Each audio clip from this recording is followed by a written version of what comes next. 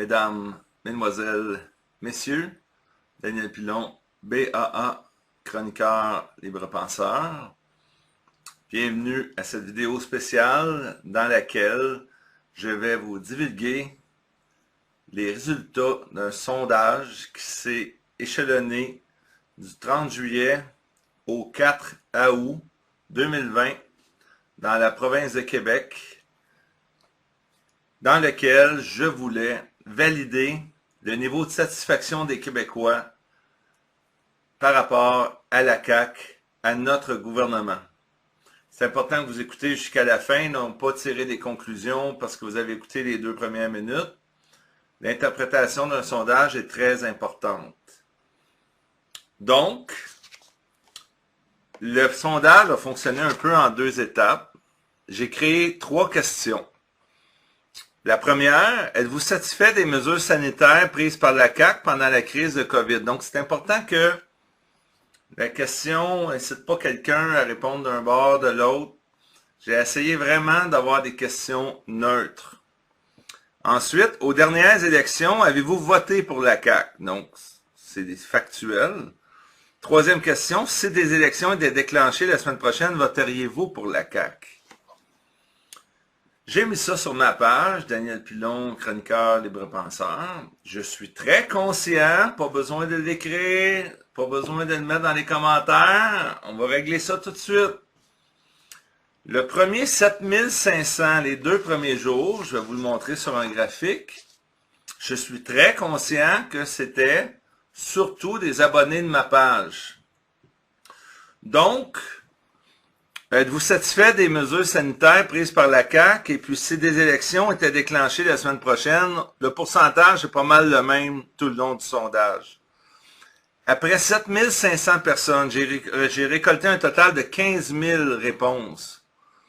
Après 7500 personnes, qui sont surtout des gens sur ma page ou pas loin, parce que j'avais pas boosté le sondage, j'avais à peu près 10% de gens qui étaient satisfaits. Faites-moi confiance, ça c'était 10% de gens qui étaient satisfaits, puis à peu près 9%, curieusement, là, c'est un petit peu moins qui voteraient pour la CAQ. Ensuite de ça, vu que le sondage ne bougeait pas beaucoup, je l'ai boosté. J'ai mis de l'argent, la carte de crédit, et je l'ai boosté. Il a été sous observation pendant à peu près une journée. Là, ils ont dit, OK, donc sous observation, c'est parce qu'il valide, OK, c'est correct.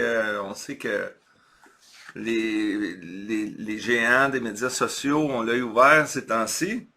Ah, donc, mes questions étaient politiquement correctes. Et là, moi, j'ai ciblé les grandes villes comme Montréal, Québec, Trois-Rivières, Laval, Sherbrooke, Gatineau, 21 ans et plus. Donc, il y avait au-dessus de 3 millions de personnes. Et c'est pas des followers de Daniel Pilon. Et là, le sondage a évolué. Et là, petit à petit, le pourcentage a monté. Et ça a fini que le résultat final, restez jusqu'au bout là, avant de dire, faites des sondages truqués, je vais tout vous l'interpréter. Je vais tout vous mettre ça très clair. Le résultat final, êtes-vous satisfait des mesures sanitaires prises par la CAQ pendant la crise du COVID? 20,4% seulement des gens qui ont répondu sont satisfaits. Aux dernières élections, ça a toujours été à peu près pareil tout le long du sondage, parce que je regardais les résultats régulièrement. Avez-vous voté pour la CAQ? 48,3%. Et si des élections étaient déclenchées la semaine prochaine, voteriez-vous pour la CAQ? On était à 18,8%. Donc, la troisième question, tout le long du sondage, le pourcentage était un petit peu plus bas que êtes-vous satisfait des mesures sanitaires. Ce que ça veut dire, c'est quand j'avais mon premier bassin de 7500 personnes, qui étaient déjà abonnés à ma page, donc, OK, on le sait, c'était 90%, il y a 10% des gens qui me suivent, ne sont pas d'accord, mais ils me suivent pareil, parce que je ne dois pas dire trop de niaiseries, et surtout, je parle de finances, c'est sûr que j'en parle moins depuis la crise du COVID. Mais bon, il semble y avoir un 10% qui sont là, mais qui ne partagent pas nécessairement mes opinions. Et de l'autre partie, j'ai fait le calcul, comment on peut arriver à 20%. Il faut que 30% des 7500 suivants, 30,9%, a été d'accord. Donc, sur le web,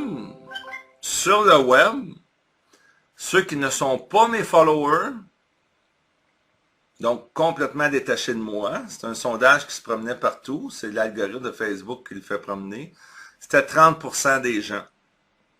Ce qui fait que mes followers font partie de la population en passant. Ce qui fait qu'à la fin de l'histoire, on a seulement 20,4% des gens. Et si j'avais continué le sondage, parce qu'il faut que tu payes par clic, à un moment donné, c'était rendu à 1000$.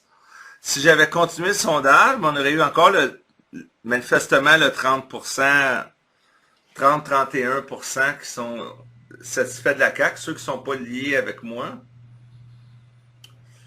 Et on aurait eu probablement quelque chose à la fin, peut-être 25% des gens, faites-moi confiance, peut-être 25-27% des gens qui auraient été satisfaits des mesures sanitaires. Et au niveau des intentions de vote pour la CAQ, j'ai 18,8, mais étant donné que le sondage est biaisé, et que si on fait une extrapolation, moi j'arrive à peu près dans les 7500 derniers qui ont répondu parce que le sondage était boosté, ça me donne 28,8% qui disaient je voterais pour la CAQ. C'est des gens qui me connaissent même pas, ils ne me suivent pas. Donc, ils sont complètement détachés de ça. Donc, monsieur tout le monde qui ne semble pas être sous l'influence d'un blogueur, en tout cas pas de moi, il y en a juste 28,8% qui ont l'intention de voter pour la CAQ.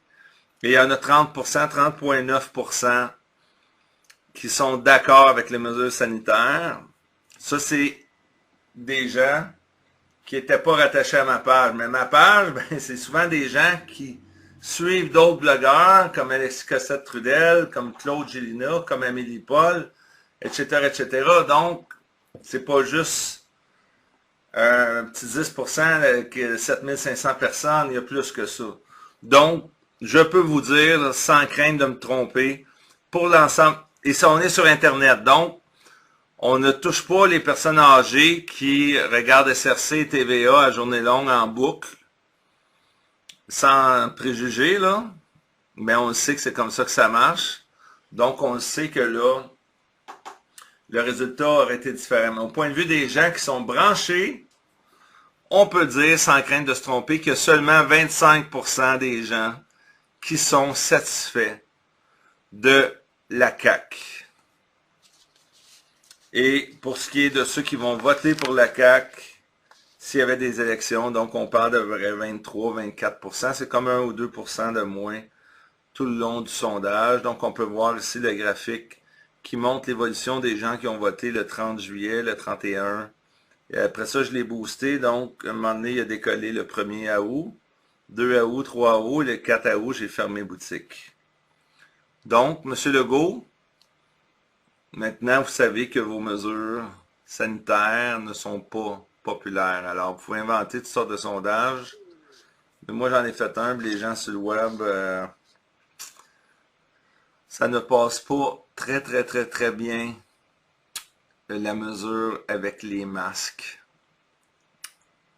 Mais pas très bien, il y en a beaucoup qui sont profondément choqués. Alors, c'est ça. J'espère que ça vous a plu. Je vous invite à partager ça en grand nombre à tout le monde pour que les gens connaissent le pouls des Québécois vis-à-vis son gouvernement en date du début août 2020. Daniel Pilon, BAA, chroniqueur, libre penseur. Merci.